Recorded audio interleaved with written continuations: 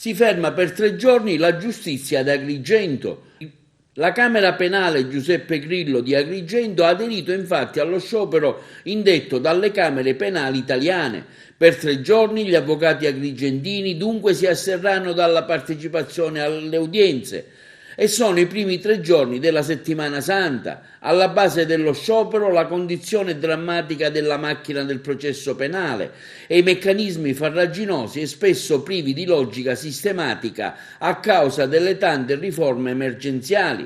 1000 gli intoppi nei depositi e nessuna alternativa, e chi ne fa le spese è il cittadino. Questo quanto dichiarato dall'avvocato Angelo Nicotra nella sua qualità di presidente della Camera Penale di Agrigento, Giuseppe Grillo. È evidente da tutti, condiviso, si legge nel documento di adesione alla protesta, che nel tempo l'attività tecnica della difesa penale si potrà e dovrà appoggiare a tutte le possibili forme di digitalizzazione, depositi via PEC, accreditamento e accesso ai portali anche per la consultazione dei fascicoli processuali, facilitazioni delle interlocuzioni con i pubblici ministeri, i giudici e le notifiche. Ma questo non è certo la situazione dell'oggi. Il portale ufficializzato è solo quello delle procure della Repubblica. Il sistema nasce già obsoleto, ma soprattutto presenta continui guasti e inconvenienti tecnici che ne impediscono il funzionamento.